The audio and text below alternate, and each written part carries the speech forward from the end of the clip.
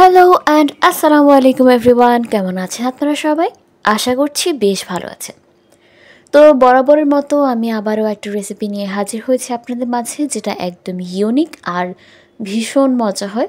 যা আমি সচরাচর বলি যে মজা হয়, যেগুলো মজা হয় আমি সেই রেসিপি আপনাদের সাথে শেয়ার করার চেষ্টা করি।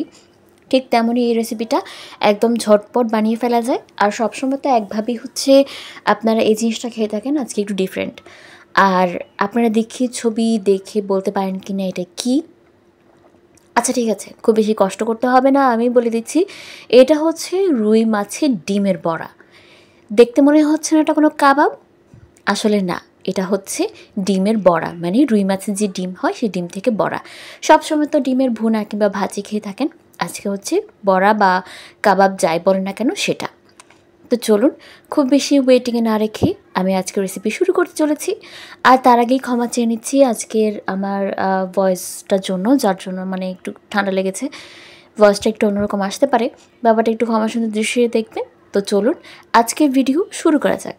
প্রথমে একটা বোলের মধ্যে বেশ কিছু পরিমাণ পেঁয়াজ কেটে নেওয়া হয়েছে। এখানে প্রায় ছোট আকারে দুটো পেঁয়াজ নেওয়া হয়েছে, বড় হলে একটা পেঁয়াজ হলেই যথেষ্ট। ভালো করে কুচিয়ে নেওয়া হয়েছে। তারপর দিয়ে দেওয়া হয়েছে 1 চামচ পরিমাণ রসুন বাটা, একটুখানি জিরে গুঁড়ো, ধনিয়া গুঁড়ো দিয়ে তারপর হচ্ছে এখানে এক এক করে সবগুলো মশলা অ্যাড করা হবে, আমি তা বলে দিচ্ছি। তারপর এখন এখানে দেওয়া হচ্ছে একদম অল্প পরিমাণে হলুদের গুঁড়ো, তারপর একটু পরিমাণ মরিচের গুঁড়ো। মরিচের গুঁড়োটা কম বেশি দিতে পারবেন, কোনো সমস্যা নেই, ঝালটা আপনারা যেমন প্রেফার করেন তেমন। তারপর একটু পরিমাণ লবণটা একটু পরিমাণ বুঝে দিবেন। তারপর দেওয়া হচ্ছে গরম মশলার গুঁড়ো। গরম মশলার গুঁড়োটা মূলত ফ্লেভারটার জন্য, যেহেতু এটা মাছের ডিম, মাছের একটা আষ্টে গন্ধ থাকতে পারে, তার জন্য গরম মশলার গুঁড়োটা দিলে স্মেলটা খুব ভালো আসে। তারপর পেঁয়াজটাকে খুব ভালো করে হাত দিয়ে মাখিয়ে নেওয়া হচ্ছে, যাতে করে পেঁয়াজটা একটুখানি নরম হয়ে যায়। শক্ত থাকলে কিন্তু বড়াটা হতে চাইবে না, মানে ভাজা হতে চাইবে না। তারপর এখানে দিয়ে দেওয়া হচ্ছে কাঁচামরিচ। যদি ঝালটা কম পছন্দ করেন সেক্ষেত্রে ঝালটা মরিচের গুঁড়োটা কমিয়ে কিংবা না দিয়ে এখানে শুধু কাঁচামরিচটা দিতে পারেন। তারপরে এখানে একটুখানি ময়দা দিয়ে দেওয়া হচ্ছে। ময়দা দিয়ে এটাকে ভালো করে হাত দিয়ে মাখিয়ে নেওয়া হচ্ছে। একদম প্রপারলি হাত দিয়ে মাখানোর পরে এখানে দিয়ে দেওয়া হচ্ছে ডিম। এখানে পুরোটা ডিম, মানে মাছের ডিম এখানে নেওয়া হয়নি, একদম অল্প একটুখানি নেওয়া হয়েছে, মানে 2 ভাগের 1 ভাগ নেওয়া হয়েছে। নিয়ে ভালো করে মাখিয়ে এখানে এবার ধনিয়া পাতা দিয়ে দেওয়া হয়েছে, যেটা দেশি ধনিয়া, সেটা বিলেতি ধনিয়া বলা হয় মূলত, খুব সম্ভবত দেশি না। আর একটুখানি দেওয়া হয়েছে লেমন জুস, মানে লেবুর রস দিয়ে দেওয়া হয়েছে, 2টো লেবুর স্লাইস কেটে তারপর দিয়ে দেওয়া হয়েছে। লেবুর রসটা দেওয়ার কারণ হচ্ছে যে এক্সট্রা একটা আষ্টে গন্ধ থাকে সেটা যেন একদম পুরোপুরিভাবে চলে যায় তার জন্য। আর টেস্টটা কিন্তু ব্যালেন্স থাকে, মানে খুব সুন্দর একটা ফ্লেভার আসে লেমনের। আর লেমনের ফ্লেভারটা কিন্তু সবসময় অলওয়েজ অনেক বেশি সুন্দর হয়, খেতে অনেক ভালো লাগে, প্লাস গন্ধ যদি থেকে থাকে সেটা কিন্তু চলে যায়, সেটা মাছ হোক কিংবা মাংস হোক, আমরা সবাই জানি। তারপর আরেকটু পরিমাণ এখানে গরম মশলা গুঁড়ো দিয়ে দেওয়া হয়েছে, একদম অল্প পরিমাণে দেওয়া হয়েছে। দিয়ে এবার ভালো করে হাত দিয়ে মাখিয়ে নেওয়া হচ্ছে। দেখতেই পাচ্ছেন কি সুন্দর একটা কালার এসেছে, প্লাস এটা দেখতেও কিন্তু অনেক বেশি ভাল লাগছে। প্রথম হয়তো ডিমটা দেওয়ার সময় একটুখানি অন্যরকম লাগতে পারে, বাট ব্যাপার না, এটা এমনই। তারপর এবার এটাকে ভাজার পালা। 10 থেকে 15 মিনিট ওটাকে রেস্টে রাখলেই হবে।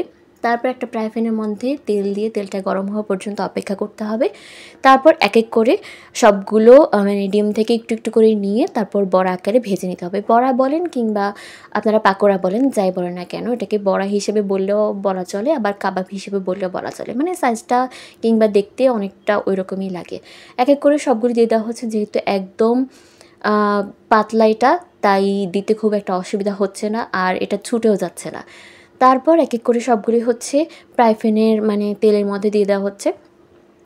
চুলার আঁচটা কিন্তু চেষ্টা করবেন মিডিয়াম টু লো হিটে রাখতে, যাতে করে এটা যেহেতু এটা মাছের ডিমের, সেহেতু ভেতরটা অবধি ভালো করে সেদ্ধ হতে হবে, নয়তো কিন্তু খেতে একদমই ভালো লাগবে না, এমনকি আপনারা খেতে পারবেন না, এমন একটা অবস্থা যাবে।